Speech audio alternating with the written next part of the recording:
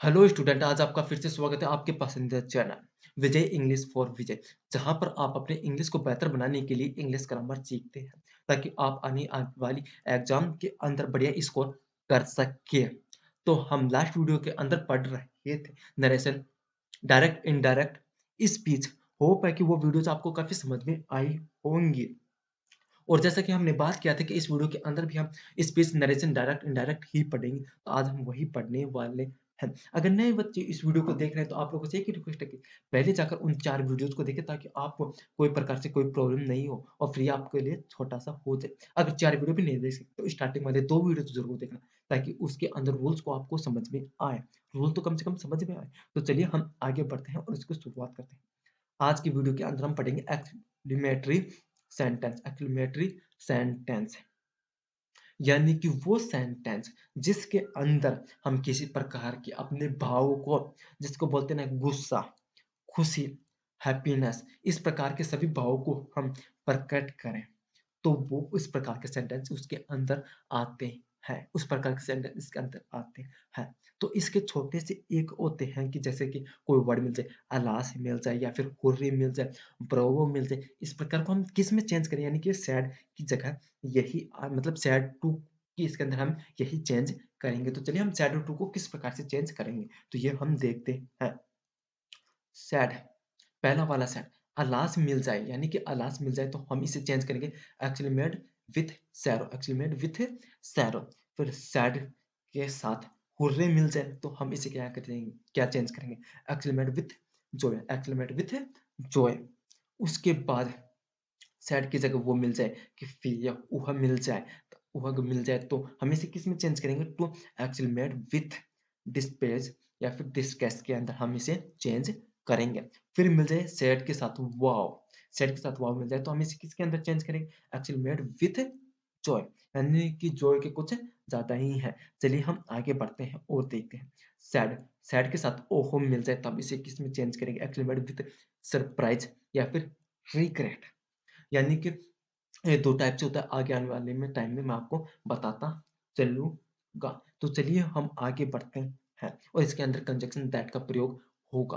Conjunction that का प्रयोग होगा। कंजंक्शन दैट का प्रयोग होगा। Change tense person according their rule, according their rule, यानी कि सीधी-सी बात हो गई कि हमें ये पहचानना पड़ेगा कि कौन-सा भाव कहाँ पर है।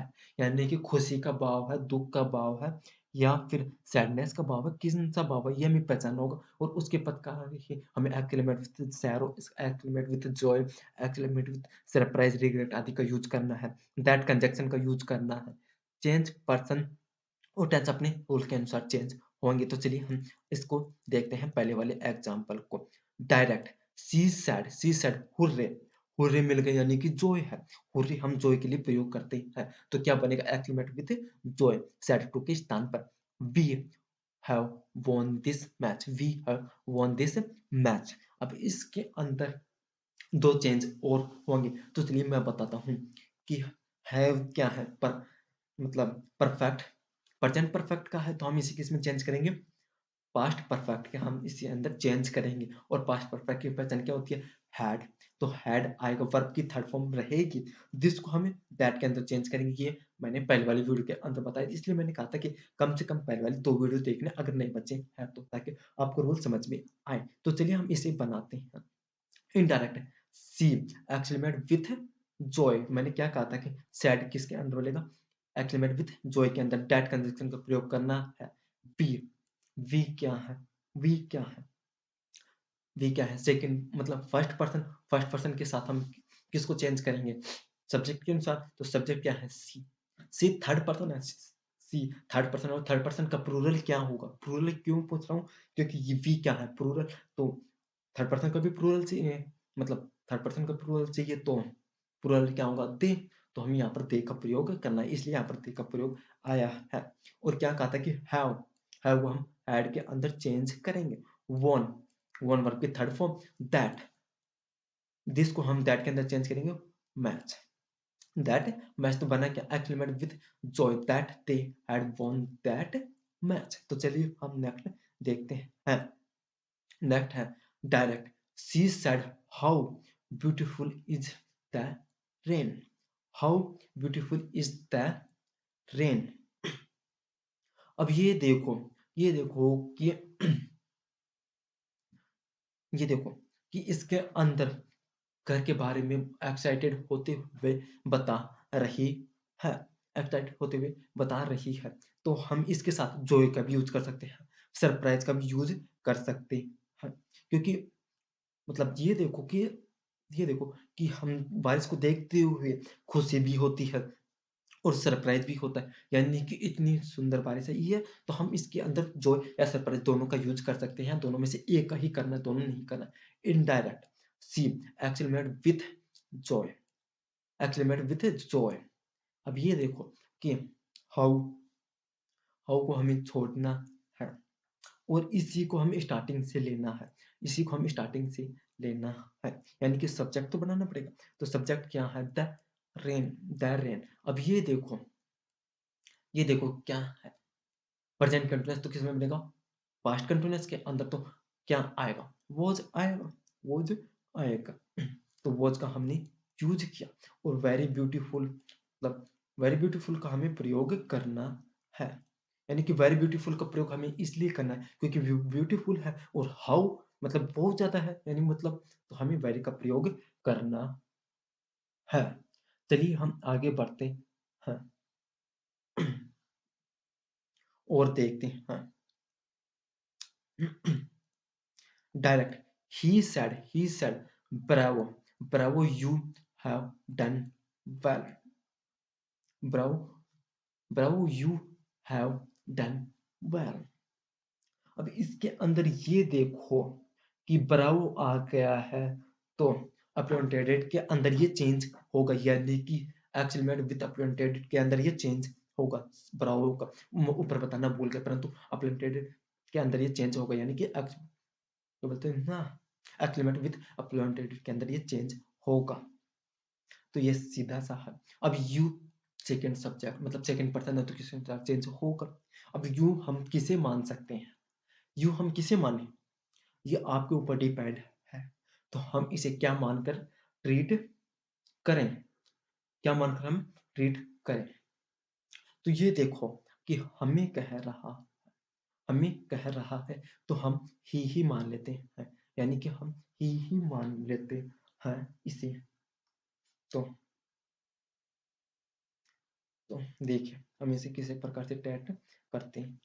हाँ, कि इनडायरेक्ट ही अपॉइंटेड मतलब एक्सक्लेमेटेड विथ अपॉइंटेड हिम। यहाँ पर आई आएगा him saying saying that that he had done well, he had done well.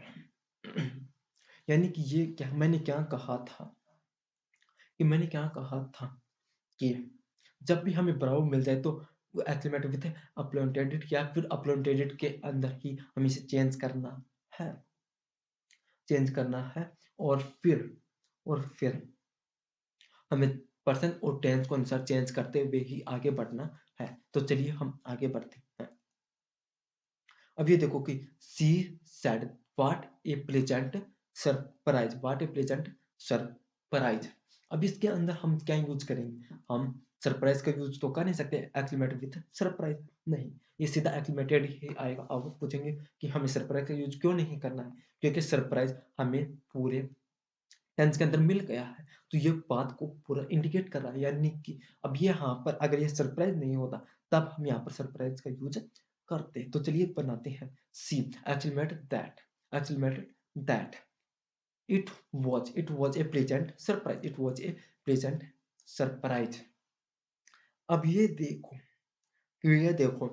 कि ये प्लेजेंट है तो प्लेजेंट को हम यानी कि अब ये देखो कि यहाँ पर what is A pleasant surprise है पर यहाँ पर इज मिस है। तो ये देखो कि इज है तो क्या आएगा? वॉज आएगा।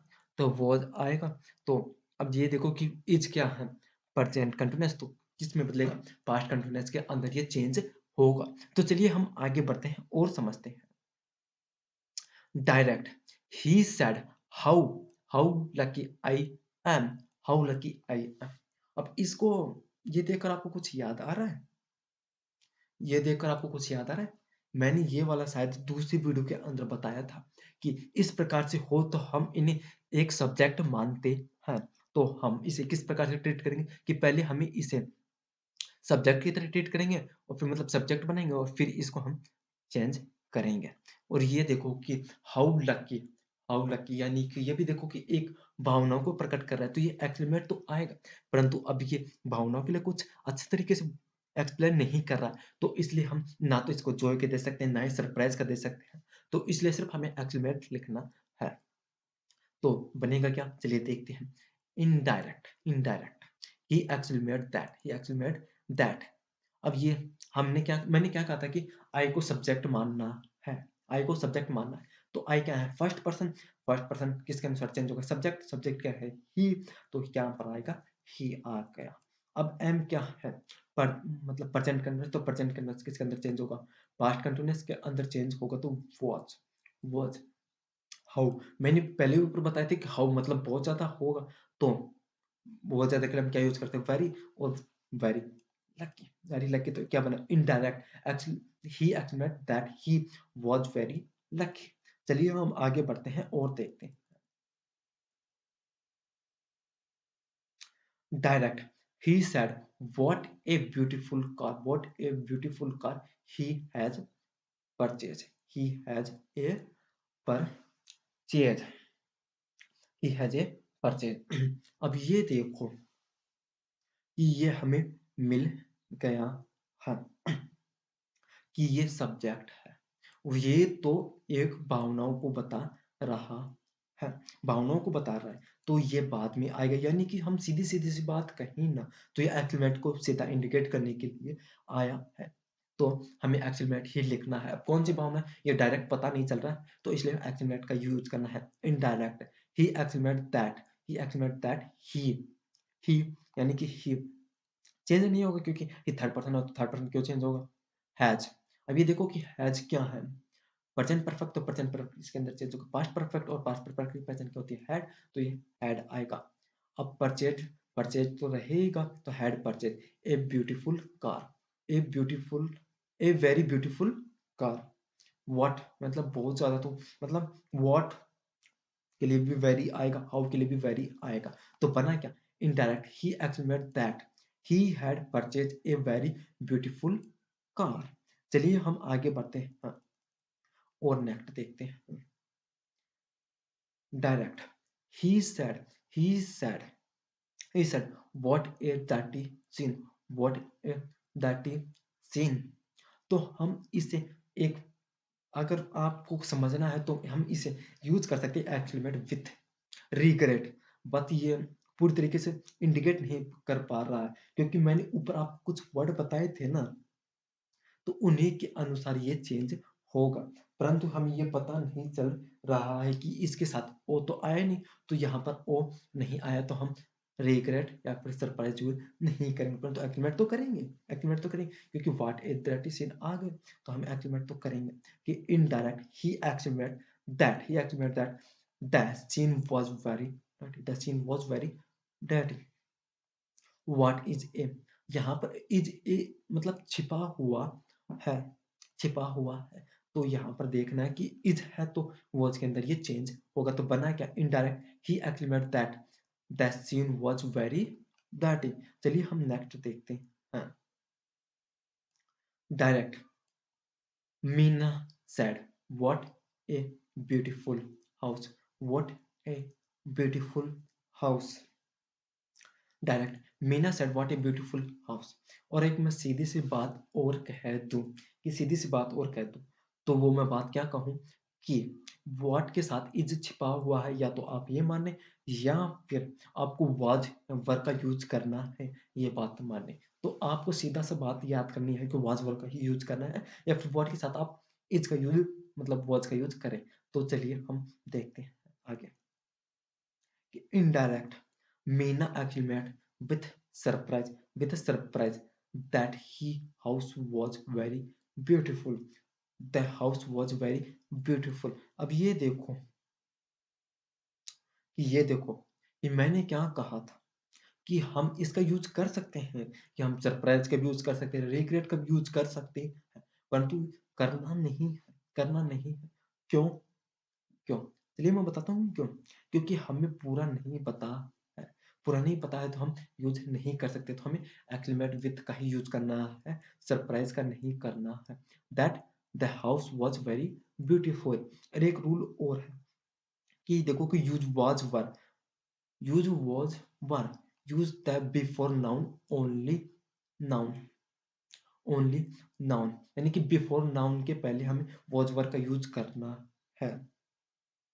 And use very after was were, very after was were written remain sentence। यानी कि यानी कि सीधी सी बात मैंने क्या कही थी कि ये उन सभी को इंडिकेट कर रही है कि यहाँ पर देखो कि व्हाट आ गया, तो व्हाट से पहले हमें वॉच का नाउन से पहले हमें व्हाट का यूज करना है, नाउन से पहले हमें व्हाट का यूज करना, वॉच का यूज करना या वर्ड का यूज करना। और ये देखो कि आपने हमने कहीं पर वेरी का भी यूज़ किया है, तो ये भी वेरी क इसे इंडिकेट कर रहा है। यानी कि ये तो एक नियम है कि आपको याद हो न हो, परंतु मैंने क्या कहा था कि व्हाट मिल जाए तब आपको वाज़ का यूज़ करना है, वर का यूज़ करना है और व्हाट मिल जाए या फिर हाउ मिल जाए तो आपको वेरी का यूज़ करना है। तो ये आप नियम याद रखना। ये इस प्रकार के नियम, हाँ, ये नियम भी याद रख सकते हो, परंतु वो समझने में काफ़ी अच्छा रहेगा। तो दोस्त तो स्टूडेंट आज हमने पूरे स्पीच, नरेशन, डायरेक्ट, इनडायरेक्ट को समाप्त कर दिया है। होप है कि आपको समझ में आया होगा। अगर वीडियो पसंद आए तो वीडियो को लाइक और चैनल को सब्सक्राइब करना नहीं भूलिए। हम आपसे मिलेंगे नेक्स्ट वीडियो के अंदर, जहाँ पर हम कुछ नया और ही टॉपिक स्टार्ट करेंगे और उसको समझने की कोशिश करेंगे। तो चलिए हम मिलते हैं आपसे नेक्स्ट वीडियो के अंदर।